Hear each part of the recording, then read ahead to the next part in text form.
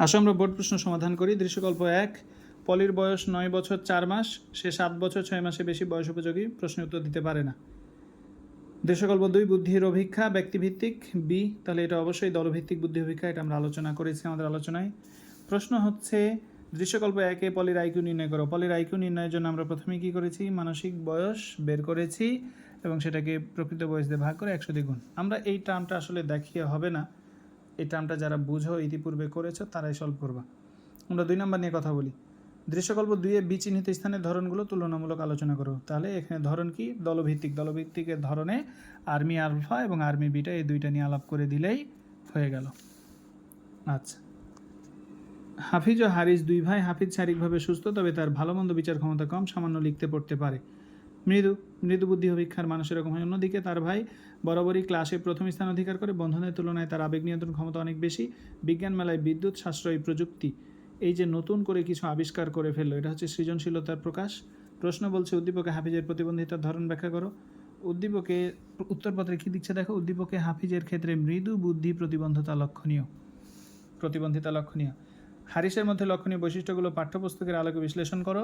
হাফিজের মধ্যে কি দেখা যাচ্ছে, উদ্দীপকে হারিসের মধ্যে লক্ষণীয় বৈশিষ্ট্যগুলো মেধা ও সৃজনশীলতাকে নির্দেশ করে। মেধা সৃজনশীলতা নিয়ে আলোচনা করলেই শেষ। সজলের বয়স 8 বছর, সে 6 বছর বয়সে সকল প্রশ্ন উত্তর দিয়ে 7 বছর বয়স উপযোগী একটি প্রশ্ন উত্তর দিতে পারে। অন্যদিকে তার ভাই নিহাল বিভিন্ন শব্দের দ্রুত ও বহুবিধ ব্যবহারে দক্ষ, সে যে কোনো সমস্যা দ্রুত সমাধান করে, তাছাড়া সাহিত্য, সঙ্গীত ও সামাজিক কর্মকাণ্ডে বেশ আগ্রহী। তাহলে প্রশ্ন কি বলছে, উদ্দীপকের সজলের বুদ্ধাঙ্ক নির্ণয় করো, এটা তোমরা করবা। উদ্দীপকের নেহালের মধ্যে যে বৈশিষ্ট্য বিদ্যমান তা আলোচনা করো। সে কি করে, শব্দের দ্রুত বহুবিধ ব্যবহারে দক্ষ, যে কোনো সমস্যার দ্রুত সমাধান করে, সাহিত্য, সঙ্গীত, এটা হচ্ছে সৃজনশীলতার কথা বলা হয়েছে। আমরা পরের প্রশ্ন যাব।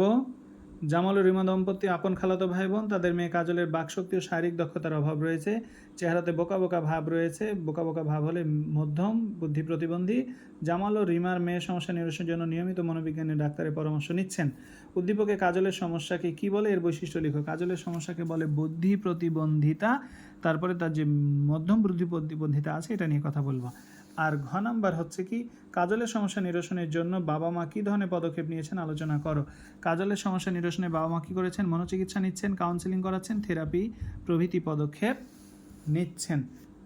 আচ্ছা, মিতা, মিনা ও রাখি 3 বান্ধবী, আর তারা বুদ্ধি পরিমাপের জন্য মনোবিজ্ঞানীর নিকট গেল। মনোবিজ্ঞানী মিতাকে লাল ও সাদা রঙে তৈরি বেশ কিছু নকশা সম্বলিত কার্ড ও আয়তাকার ও বর্গাকার কিছু গুটি দিলেন। এলোমেলো গুটিগুলোকে কার্ডের নকশা অনুযায়ী সাজাতে বললেন, তার মানে এখানে কাজ করতে বললেন। অন্যদিকে মিনা ক সম্বলিত বেশ কিছু কার্ড দিলেন, কার্ডগুলো কেমনভাবে সাজাতে বললেন যাতে একটি অর্থপূর্ণ গল্প এখানেও কর্ম সম্পাদন হলো। আর রাখিকে সংখ্যার 7টি সারি সামনের দিকে, 7টি সারি পেছনের দিকে পুনরাবৃত্তি করতে বললেন, মানে এখানে ভাষাভিত্তিক হলো, সংখ্যা সারি ও এক্সলারে ভাষাভিত্তিক। প্রশ্ন কি বলে দেখো, রাখির ক্ষেত্রে কোন ধরনের অভিক্ষার কথা বলা হয়েছে ব্যাখ্যা করো। রাখি কোনটা, রাখি হচ্ছে সর্বনিচের যেটা 7টা সারি যাকে বলতে বলা হয়েছে, মানে এটা হলো রাখির ক্ষেত্রে ভাষাভিত্তিক বুদ্ধি অভিক্ষার কথা বলা হয়েছে। ঘ নম্বর প্রশ্ন কি, মিতা ও মিনার ওপর আরোপিত অভিক্ষা কি একই না ভিন্ন? না, দুজনের ওপরেই কর্মসম্পাদন। হ্যাঁ, মিতা ও মিনার উপর আরোপিত অভিক্ষা একই, যা কার্য সম্পাদনীয় অভিক্ষাকে নির্দেশ করে। তাহলে এটা আমরা পেরে গেলাম। সন্তান সম্ভব বা মিলি একটি বিউটি পার্লারে কাজ করে। নির্দিষ্ট সময়ের পূর্বে সে একটি অপুষ্ট সন্তান জন্ম দেয়।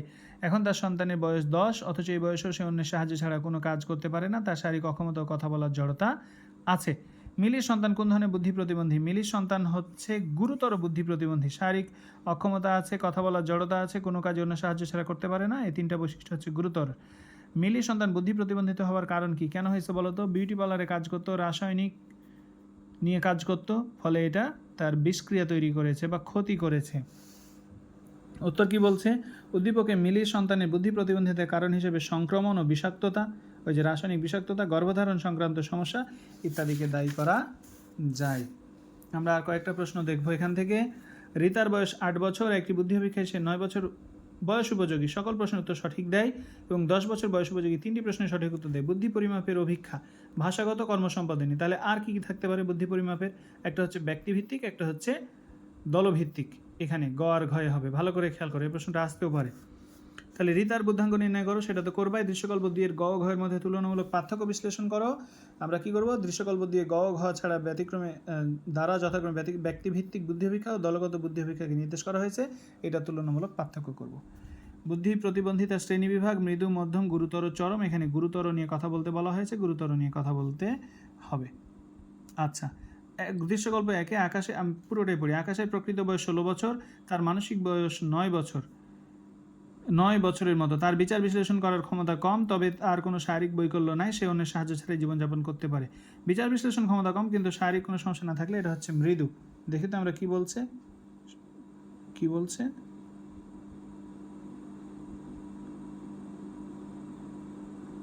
ও আকাশ, গ ধরনের বুদ্ধি প্রতিবন্ধিত বৈশিষ্ট্য লিখো। গ হচ্ছে গুরুতর, আমরা গুরুতর নিয়ে কথা বললাম। খ নাম্বার, আকাশের বুদ্ধি প্রতিবন্ধিতাকে কেন শিক্ষালাভের যোগ্য বলা হয়?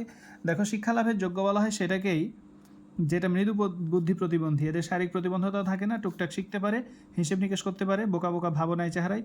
আকাশের বুদ্ধি প্রতিবন্ধিতাকে মৃদু বুদ্ধি প্রতিবন্ধিতা বলে। এ ধরনের প্রতিবন্ধিতা শিক্ষালাভের যোগ্য বলে বিবেচিত হয়। কারণ আমরা ওই যে আকাশের 16 বছর আর মানসিক বয়স 9 বছরের মতো একটা বুদ্ধাঙ্ক বের করে আমরা দেখিয়ে দিয়েছি। তার কত পাওয়া গেছে? 56 পাওয়া গিয়েছে। তো 50 থেকে 59 হলে তো সে মৃদু। এই হিসেবে আমরা বলতে পারি যে তার যেহেতু শারীরিক বৈকল্য নাই, সেই স্কুলে গেলে ভর্তি হলে পড়াশোনা করতে পারবে। লাস্ট প্রশ্ন, অনিকের বয়স 8 বছর, কিন্তু সে তার বয়স অনুযায়ী অন্য শিশুদের তুলনায় ধীর গতিসম্পন্ন, শিক্ষা গ্রহণে অক্ষম। দৃশ্যকল্প 2, নেহালের বয়স 10, তার বাবা নেহালের বুদ্ধি পরিমাপের জন্য মনোবিজ্ঞানের শরণাপন্ন হলেন। মনোবিজ্ঞানী পরীক্ষা করে দেখলেন নেহাল 11 বছর বয়স উপযোগী সকল প্রশ্নের সঠিক উত্তর দিতে পারলো এবং 12 বছরের অর্ধেক প্রশ্নের সঠিক উত্তর দিল। আমরা বলেছি 1 বছরের প্রশ্ন থাকে কয়টা? 6টা। 12 বছরের অর্ধেক প্রশ্ন মানে সে 3টা প্রশ্নের উত্তর দিতে পেরেছে। এবার প্রশ্ন দেখি, দৃশ্যকল্প 2 অনুযায়ী নেহালের বুদ্ধাঙ্ক কত আমরা বের করব। আর দৃশ্যকল্প 1 অনুযায়ী বৈশিষ্ট্য অনুসারে অনেককে কি বলা যায়? অনেক কি? অনেক হচ্ছে ধীর গতিসম্পন্ন, শিক্ষা গ্রহণে অক্ষম। তো শিক্ষা গ্রহণে অক্ষম আর ধীর গতিসম্পন্ন যদি হয় তাহলে আমরা কি বলবো? অনেককে বুদ্ধি প্রতিবন্ধী বলবো। এবং এর অন্য বৈশিষ্ট্য, বুদ্ধি প্রতিবন্ধিতার আর কি বৈশিষ্ট্য থাকে, কি কি বৈশিষ্ট্য থাকলে আমরা বলতে পারি বুদ্ধি প্রতিবন্ধী, সে আলাপগুলো আমরা এখানে দেব। আচ্ছা, আর কি দেখবো আমরা? আমার মনে হয় না যে আর কিছু দেখার আছে। সবগুলো প্রশ্নই প্রায় একই রকম, যেটাই দেখবা এই কাছাকাছি প্রশ্ন। আমরা এই একটা প্রশ্ন দেখি, ভিখারুর নেশা। এই যে দেখো, ওয়েক্সলার বুদ্ধি অপেক্ষা ভাষাগত মানক 6টি হট। আমরা ওয়েক্সলার 11টা উপভিক্ষা বলেছি, ভাষাগত যদি 6টা হয়, কর্মসম্পাদনমূলক 5টা।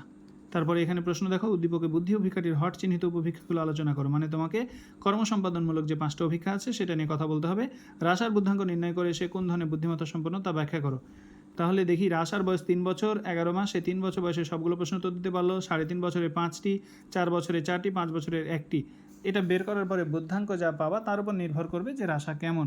রাশা পাওয়া গেছে 100, তাহলে 90 থেকে 109 পর্যন্ত বুদ্ধাঙ্ক বিশিষ্ট ব্যক্তিকে সাধারণ বুদ্ধি সম্পন্ন বলা যায়। সুতরাং রাশা হচ্ছে সাধারণ বুদ্ধি সম্পন্ন ব্যক্তি। এই ছিল বুদ্ধি নিয়ে আলাপ। আমরা আর অন্য কোনো অধ্যায় আলাপ দিব না, মূল্যবোধ অধ্যায়টা সোজা আছে, পেরে যাবা। আমরা এই 3টা অধ্যায়ের একটু সাপোর্টিং ভিডিও দিলাম, কারো দেখলে যদি পড়াগুলো একটু রিভিশনের জন্য সহজ হয় তাহলে আমার কষ্ট সার্থক হবে। ভালো থাকবা সবাই, আল্লাহ হাফেজ।